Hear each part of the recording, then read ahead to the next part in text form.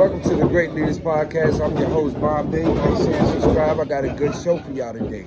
I got one of the guys that helped sponsor this today, Round 1 Fitness Gym. Some call him Will Deloach. Some call him Coach Ace. I'm going to call him a guy I'm blessed to meet, to have the opportunity to have this interview. And great to meet you and great to have you on the show. Man, my pleasure, man. Thank y'all for coming out. Okay. So how long have you been into boxing? Man, I've been doing this now since 2009. I started out in Norfolk, Virginia. And, oh man, I'm sorry. This action is just, it captures my attention. Yeah. But I started out in Norfolk, Virginia, man, and after my mom passed, I moved here to Williamsburg about 5-6 years ago, and I noticed there wasn't really any boxing in the area. Okay. I had heard about Jabba Kenna back in the day, but it's still a lot of good athletes around here and a lot of good former boxers that I knew were really into this and wanted to do something. So I figured if I plowed the yard and laid the seeds down, it could grow. Okay. So being that you making the Round 1 Fitness Gym and all this happened, have you ever been a fighter before? No, actually, I was just a heck of an athlete, man. I played football.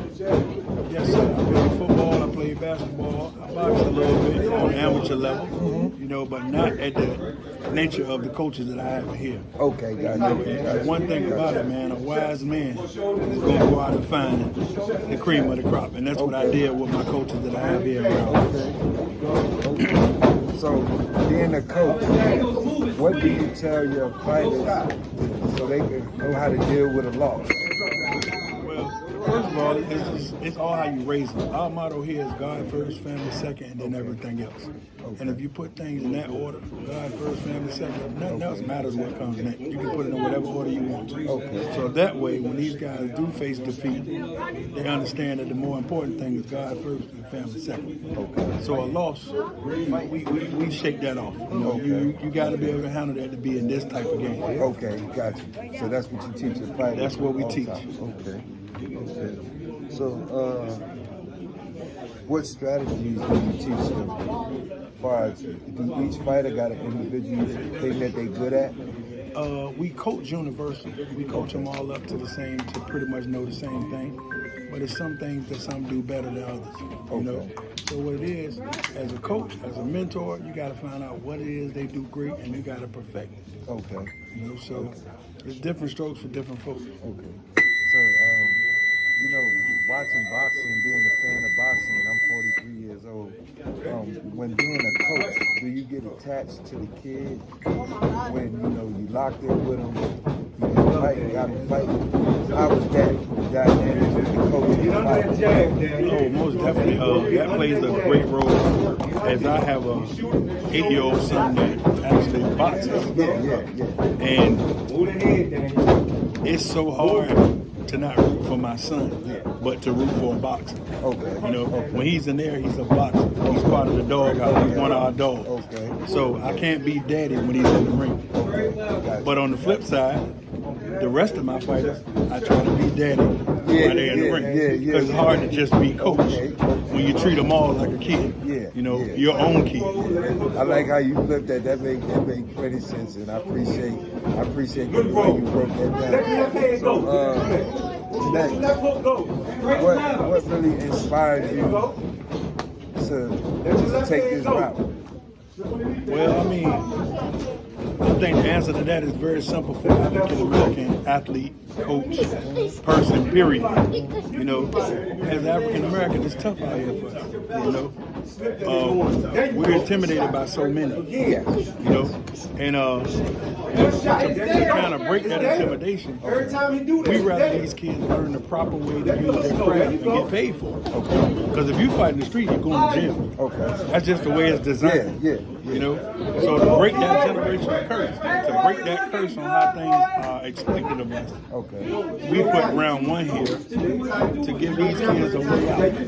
It also gives them a source of discipline to the point where when they may get in a scuffle in school or outside of here, they walk away because they understand that they know a little more than the average person outside. And it's not fair. It goes back to God first, family second. So considering that they know it's not fair, it's easy to walk away. So you're not just getting fighting, you're getting respect, you're getting things taught like that. That's what it's all about, man. That's what it's all about. Okay. If you don't respect the guy in front of you, you'll fight him. Okay, gotcha. If you have a respect for him, you may just box him. Okay. How important is training?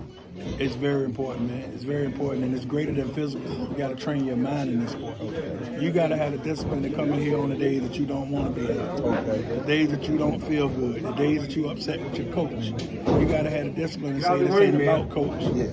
This ain't even about me. My team want me to be in here. So I got to shake it off, and I got to get in here. So I tell these kids when they come through the door, you know, regardless of how you feel, if your feet ain't moving, you best get grooving. Yeah. Because it's time to get it on in round one. Okay. Y'all got a nice vibe in here. This is actually one of my first fights. Yes, sir. I actually mentioned like a real fight. And it's amazing. The energy is amazing. And so this is your gym. Yes, sir. Okay. I'm honored here at round one. Okay. And to give me the opportunity to come here, I know you had to be a special person, you know, because people don't get these kind of opportunities. Right, but man, you welcome here anytime, man. Yeah. On behalf of myself, Coach Troy Randall, Coach Ernest Grave, Coach G. Selden, man, I got 3 of the best coaches in the business. So did you handpick your own coach? I handpicked them, man. And look, when I picked them, I take that back. I didn't handpick them, I heart-picked them. Picked them with my heart, man. These guys here, these guys here are different. They all fought on higher levels. Wow. They've been national champions. They've been Golden Glove champions. God definitely blessed me with this trio. Yes. I couldn't have asked for it. It fell in my lap. He gave it to me. Yeah. So when God puts something on you, you got to use it before you lose it. Yes. Because they could have been anywhere, but they chose round one. Yes. And y'all fighting the same fight. Oh, they man. Said when you're on one accord, that's when God showed his son. Yes, sir. Yes, sir. Yes, sir. So, like I asked you before, can you give me your top 5 fighters? You can switch eras. Like they do top 5, dead or alive. One of my best friends was Pernell Whitaker from back in Norfolk. Okay. So gotta give it to if you ask me, I say Sweet Pea. Okay. I say Sweet Pea again. Okay. I say Sweet Pea again. Okay. I say Sweet Pea again. And I say Sweet Pea again. Look, I'm a Norfolk guy, y'all. What about Muhammad? Hey, I like him. I like him, but I'm a Norfolk guy, and when you ask a Norfolk guy about top fighters, the story don't change, man. We stick strong, man. Yeah. We stick strong. Ali was great. I think Tyson was pretty good. Yeah. But if you ask me, a complete fighter, and I had the opportunity to grow up watching the Great Redwood and share stories with. Okay. Man, I look at things a little different. Yes. A lot of people look at boxing for the throwing of the gloves and the ring work. Okay. I look at what you do in the community, what you do for your people, how you inspire people, how you mentor people. Yes. And I can't tell you how Ali mentored people I didn't know. Mm-hmm. I can't tell you how Tyson mentored people. But I was there with Pete. Yeah. I know what's going on. I know how his heart was. I know what's going on. And that's kind of how I feel like I feel about it. Because I know what I bring to the table. You know? So, again, my top 5, rest in peace, homeboy. You know how I feel. Top 5 all day, and you all 5 of them. And he ain't handpicked them. I heart picked them. Huh? You better know